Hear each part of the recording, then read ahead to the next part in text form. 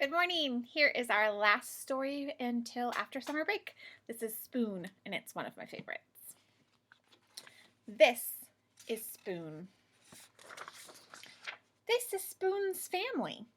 Look at all those different kinds of spoons. This one even has a mustache.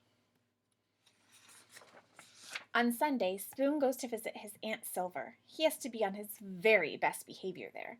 She is very fancy and proper. Goodbye, darling. Ta-ta. At bedtime, Spoon likes to hear the stories about his adventurous great-grandmother who fell in love with a dish and ran off to a distant land. Lately, though, Spoon has been feeling blue. What's wrong? Asked his mother. You look a bit out of shape. Nothing, mumbled Spoon. Skipped a page. Whoops. It's just that, I don't know, all my friends have it so much better than me.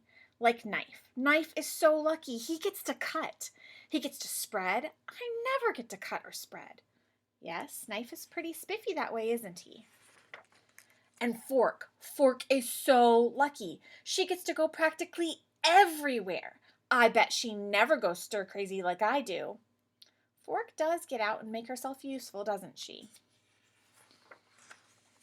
And Chopsticks. They're so lucky. No one thinks they're really cool and everyone thinks they're really cool and exotic. No one thinks I'm cool or exotic. Those chopsticks are something else, aren't they? Meanwhile, if only Spoon knew what his friends were saying at that very minute.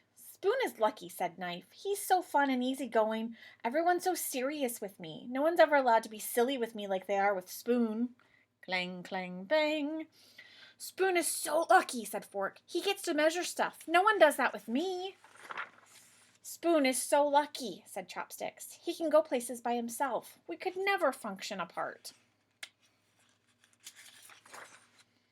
That night, after bedtime story, Spoon's mom turned off the light, tucked him in, and said, You know, Spoon, I wonder if you realize just how lucky you are. Your friends will never know the joy of diving headfirst into a bowl of ice cream. They'll never know what it feels like to clink against the side of a cereal bowl. And they'll never be able to twirl around in a mug or relax in a cup of hot tea. Spoon hadn't thought of it that way before. He lay awake in bed for a long time. His mind was racing. He felt so alive. There was only one thing to do. I can't sleep! Come, Snuggle. Come, Spoon. And so he did. The